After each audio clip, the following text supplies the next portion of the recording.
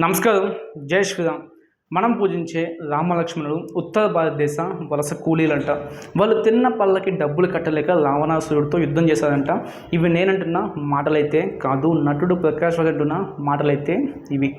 మీలో ఇప్పటికే చాలామందికి ఈ విషయం అనేది తెలిసి ఉంటుంది. తెలియని వాళ్ళు వీడియోని చివరకు స్కిప్ చేయకుండా చూడండి, మీకు ఒక క్లారిటీ అనేది వస్తుంది. దానికంటే ముందు మీకు కొన్ని క్లిప్స్ అయితే ప్లే చేస్తాను స్క్రీన్ మీద, వాటిని అయితే ఒకసారి మీరు చూడండి. మీకు ఒక ఐడియా అనేది వస్తుంది ప్రకాష్ రాజ్ క్యారెక్టర్ ఏంటి అనేది. ఒకసారి ఈ క్లిప్ని అయితే చూడండి.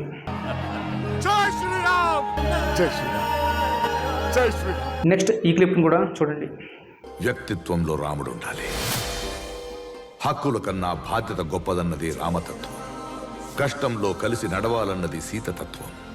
కుటుంబ బాధ్యత పంచుకోవాలన్నది లక్ష్మణతత్వం. నమ్మిన వారి కోసం తెగించమన్నది ఆంజనేయ తత్వం. ఈ క్లిప్ని కూడా అయితే మీరు ఒకసారి చూడండి.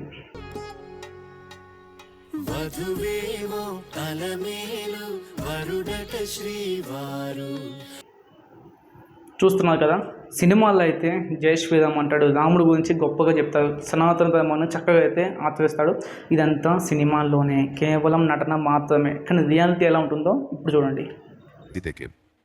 So they are coming down to south and Lakshmana says, Rama, what lucky?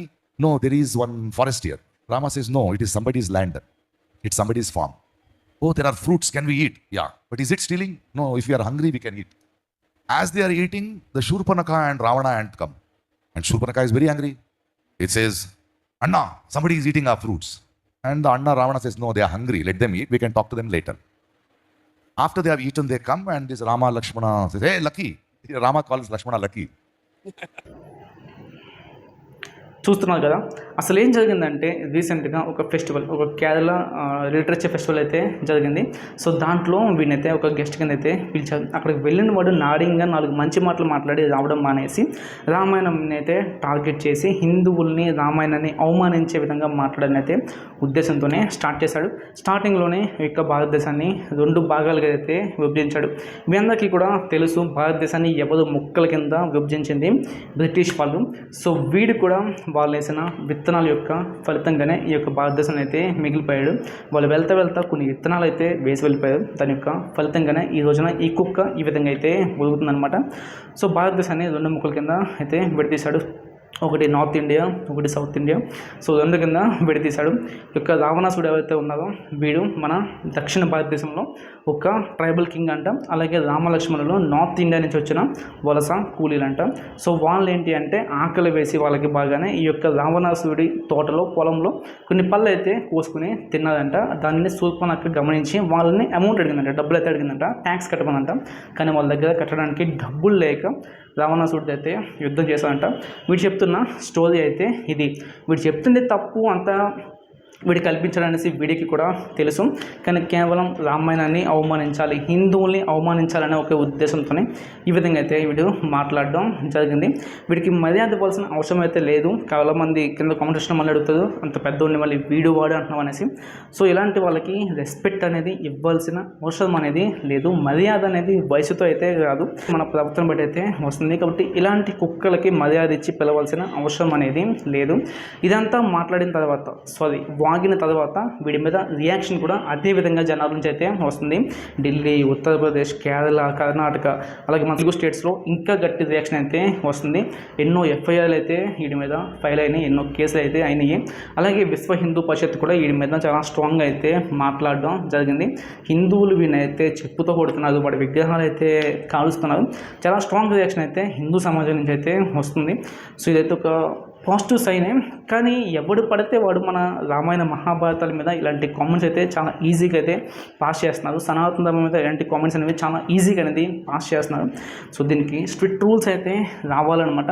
ఇదే కనుక వేరే రిలీజియన్స్కి జరిగితే, ఒక క్రిస్టియన్కి కానీ ఒక ఇస్లాంకి కానీ ఇలాంటివి ఏదైనా జరిగితే దాని రియాక్షన్స్ అనేవి చాలా స్ట్రాంగ్గా ఉంటుంది. చట్టం కూడా వాళ్ళకి చాలా స్ట్రాంగ్గా అయితే సపోర్ట్ చేస్తుంది, మైనారిటీ అన్న ఒక రీజన్తో. కానీ సనాతన ధర్మం మీద ఇలాంటివి జరిగినప్పుడు గవర్నమెంట్ సైడ్ నుంచి కానీ పోలీసుల సైడ్ నుంచి కానీ ఎలాంటి స్ట్రాంగ్ రియాక్షన్స్ అనేవి ఉండవు. పబ్లిక్ డెఫినెట్గా అయితే రియాక్ట్ అవుతారు, కానీ గవర్నమెంట్ అయితే ఎందుకో ఇలాంటి విషయాల్లో చాలా సైలెంట్గా అయితే ఉంటుంది. కానీ ముస్లిమ్స్కి కానీ క్రిస్టియన్స్కి కానీ ఏదైనా జరిగితే గవర్నమెంట్ అనేది చాలా క్విక్గా అనేది రియాక్ట్ అవుతుంది. ఎందుకంటే ఆ యొక్క డిఫరెన్స్ మీకు తెలిస్తే కింద కామెంట్ సెక్షన్లో కామెంట్ చేయండి. అలాగే వీడు లాస్ట్ గత కొన్ని ఇయర్స్లో ఇదే విధంగా అయితే మాట్లాడడం జరుగుతుంది. ఇప్పుడు కూడా లెఫ్ట్ వింగ్ సైడ్ అయితే ఉంటాడు. మీరు లాస్ట్ కొన్ని ఇయర్స్లో వీడి యొక్క ట్వీట్స్ కానీ పోస్టులు కానీ అబ్జర్వ్ చేస్తే మీకైతే అర్థమవుతుంది. యాంటీ ఇండియా కింద అయితే వీడు ఉంటాడు. వీడేంటి అంటే పాలిటిక్స్లో ఎదగాలి అనుకుంటున్నాడు. ఎలాంటి 4 మాటలు మాట్లాడితే లెఫ్ట్ వింగ్ వాళ్ళు ఎవరైనా వీడిని గుర్తించి వాళ్ళని అవకాశం ఇస్తారు అనేసి వీడైతే అనుకుంటున్నాడు. కానీ అదైతే జరగదు. లెఫ్ట్ వింగ్ అనేది వాళ్ళకి కావాల్సినట్టు వాళ్ళు ఎప్పటికప్పుడైతే వాళ్ళ రూట్స్ అనేవి మార్చుకుంటారు. దగ్గర దూరం అనేది ఏమి ఉండదు. వాళ్ళకి ధర్మం అనేది ఉండదు. అది వీడికి అర్థమయ్యే రోజులైతే ముందులోనే ఉన్నాయి, త్వరలోనే వస్తాయి. అండ్ చాలామంది ఇప్పటికీ కూడా వీడికైతే సపోర్ట్ చేస్తున్నారు అనమాట. ప్రకాష్ రాజ్కి కూడా వాక్ స్వాతంత్రం ఉంటుంది, ఫ్రీడమ్ ఆఫ్ స్పీచ్ అనేది ఇండియాలో ప్రతి ఒక్కరికి ఉంటుంది. అదేవిధంగా ప్రకాష్ రాజ్ కూడా ఉంది. సో తను కూడా తనకు నచ్చింది అయితే మాట్లాడతారనేసి ఇప్పటికీ కూడా చాలామంది వీడికైతే సపోర్ట్ అనేది చేస్తున్నారు. అవును, మీరు అన్నది నిజమే, మన ఇండియాలో వాక్ స్వాతంత్రం, ఫ్రీడమ్ ఆఫ్ స్పీచ్ అనేది ఉంది. కానీ దాని అర్థం ఏంటి అంటే కోట్లాది మంది యొక్క విశ్వాసాలను దూషించడం లేదా వాళ్ళ యొక్క మనోభావాలను దెబ్బతీసే విధంగా మాట్లాడడం అయితే కాదు. మనకు నచ్చింది మాట్లాడచ్చు, కానీ దానికి కూడా సర్టెన్ లిమిట్స్ అనేవి ఉంటాయి. లైన్ క్రాస్ చేస్తే ఎవరికైనా సరే శిక్ష అనేది తప్పదు. డెఫినెట్గా కాన్సిక్వెన్సెస్ అయితే ఫేస్ చేయాలి. త్వరలోనే ప్రకాష్ రాజ్ కూడా ఆ యొక్క కాన్సిక్వెన్సెస్ అయితే ఫేస్ చేస్తాడు. సో దీని ఎంటైర్ ఇష్యూ మీద మీ యొక్క అభిప్రాయం ఏంటనేది కింద కామెంట్ సెక్షన్లో కామెంట్ చేయండి. ఇలాంటి కుక్కలు ఈ విధంగా మొదలకూడదంటే ఎటువంటి యాక్షన్స్ తీసుకోవాలంటారు అనేది కింద డెఫినెట్గా కామెంట్ సెక్షన్లో కామెంట్ చేయండి. ప్రతి ఒక్కరికైతే రిప్లై ఇస్తాను. వీడియోని చివరకు చూసినందుకు మీ అందరికీ కూడా ధన్యవాదాలు. సో డెఫినెట్గా వీడి మీద గవర్నమెంట్ స్ట్రిక్ట్ యాక్షన్ తీసుకోవాలని అయితే కోరుకుంటున్నాం. పోలీసులు కూడా ఈ యొక్క కేసులో డెఫినెట్గా వాళ్ళు కొంచెం చదువు అయితే చూపించి డెఫినెట్గా దీన్ని అయితే క్లోజ్ చేయాలి. వీడికి తగిన శాస్త్ర అనేది జరగాలి అయితే కోరుకుంటున్నాం. అందరికీ థ్యాంక్ యూ సో మచ్. జై శ్రీరామ్.